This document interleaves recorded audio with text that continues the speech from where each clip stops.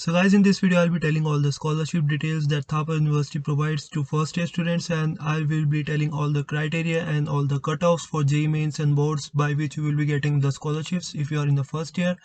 And if you are interested, please continue watching.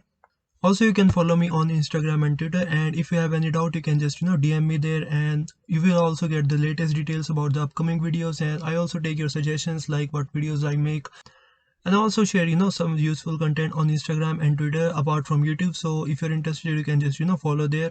The links are there in description. You can just go to the link and follow there. Now let's start.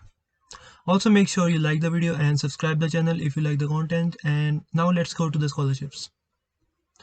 So this is the main PDF for scholarship details for first year students, and you can just see the scholarship details, and they've also written the cutoffs for JEE mains and boards. So this is irrespective of any branch. And the first criteria, you can just see aggregate marks should be 95% or greater at 10+2 level, and the first 35 students irrespective of branch on the basis of AIER in JEE mains in the year 2020, which is of last year of course, in the first year will be selected.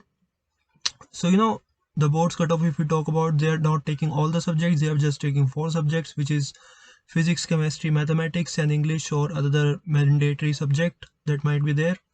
So this is the cutoff. You can just see the first person getting the scholarships has a rank of 12,000 in JEE mains and 95% marks in PCME, which is physics, chemistry, maths and English. And you can just see the branch and the programs and the scholarship amount, which is 3,48,600, and the amount is just same for everyone. Just first 35 students are selected on the basis of JEE mains and PCME marks. So you can just see there they are of different branches. COPC is computer science and engineering, and CO is computer engineering.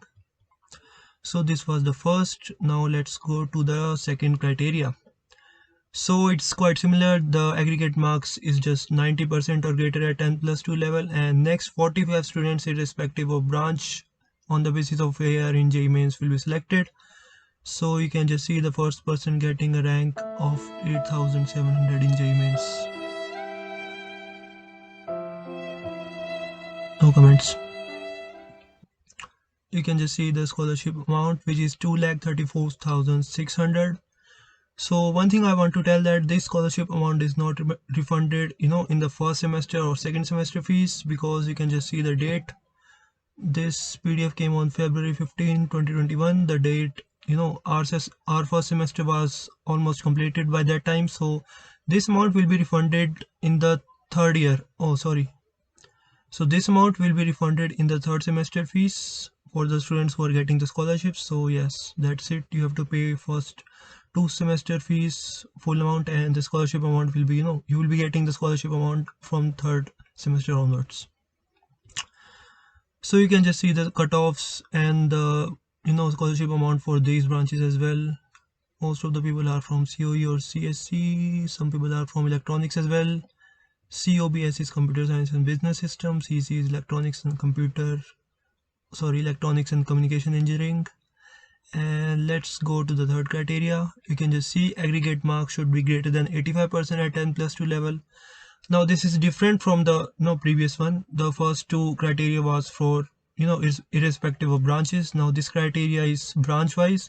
So first 10% of admitted students from every branch in each discipline, means every branch on the basis of AIER and JEE mains and boards, board marks will be selected. So they are just selecting first 10% students from each and every branch to give the scholarship amount on the basis of AIER in JEE mains and boards percentage. So this is for chemical engineering. You can just see the JEE mains rank and PCME marks and the scholarship amount, which is 88,000 for this branch. And for civil engineering also the scholarship amount is 88,000. For computer branches, computer science and business systems, you can also see the strength of the people getting the scholarship and the total strength of the people in the branch.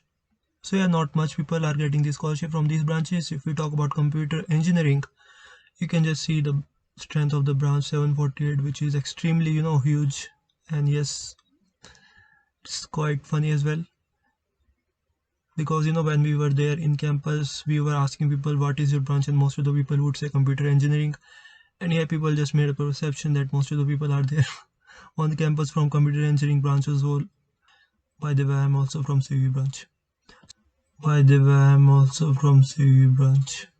So you can just see the scholarship amount, which is 1,17,300.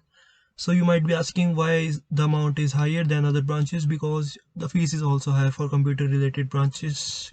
If we compare from other branches, the fees is also higher, so the scholarship amount is also quite much higher. So you can just see the cutoff. It starts from 20,000 rank in JEE Mains and 89% marks in boards. Basically they are mainly seeing the JEE Mains rank, and boards marks doesn't matter a lot, but yeah, they are just seeing the JEE Mains rank for most of the cases. So maximum people are getting the scholarship. Almost 75 people are getting the scholarship for the COE branch. And if we talk about computer science and engineering branch, the strength is 169, and people getting scholarship, only 17 people are getting the scholarship. And you can just see the rank in JEE Mains and marks in PCME. You might be thinking that how the JEE Mains rank are so high for these people, although they are from computer branch. So this is because most of the admissions were taken through 12th boards method in 2020 because of the pandemic. And yeah, most of the admissions were done through 12th marks only, and the remaining seats were filled from the JEE Mains marks later on. And yeah, that's it. This is computer science and engineering. The same electronics, you can just see for electronics the scholarship amount is quite lower, but yeah, that also depends on the fees. Electronics and computer engineering, you can just see total strength and people getting scholarship for each branch here.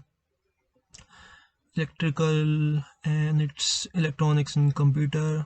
There are a lot of branches at Thapar. And for mechanical, the strength is 184 and only 19 people are getting the scholarship. And you can just see some other branches. So you can just see the scholarship amount for these branches as well. And then we have the branches of these, which is criteria 4A, and aggregate marks 95% or greater, top irrespective of branch, biotechnology and biomedical engineering on the basis of institute rank of TIIT. So this is other category because they have biology also, and these are engineering branches, and these are people who took admission from boards for PC, physics, chemistry and bio. So they have just made another scholarship category for them. And you can just see for biomedical biotechnology, the strength is only 5 and only one person is getting the scholarship, and the amount is this.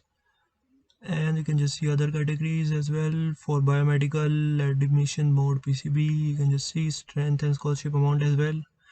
So yeah, this was the scholarship amount, and the scholarship amount and all the cutoff ranks for JEE Mains and boards for first years for getting the scholarship. Now these scholarship are not permanent. You just have to get good CGPA in every semester so that you can just continue the scholarship. They have written the criteria that you should get at least 8.5 CGPA for getting this scholarship in a more regularly in the upcoming semesters. But the thing is, the criteria changes sometimes to top 10% students of each branch irrespective of anything else, and they just see the top 10%. They just see the CGPA or AGPA for top 10% students of each branch, and the cutoff usually rises up to more than 9.5 CGPA, sometimes 9.6 CGPA. So a person getting 9.5 CGPA might not get the scholarship, and only persons with greater than 9.6 or 9.7 CGPA might be getting the scholarships.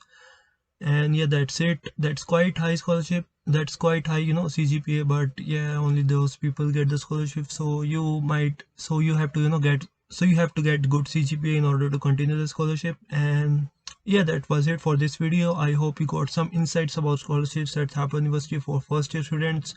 And if you like the video, do subscribe the channel, and you can just share your comments down below, and I'll see you in the next video. Thank you very much.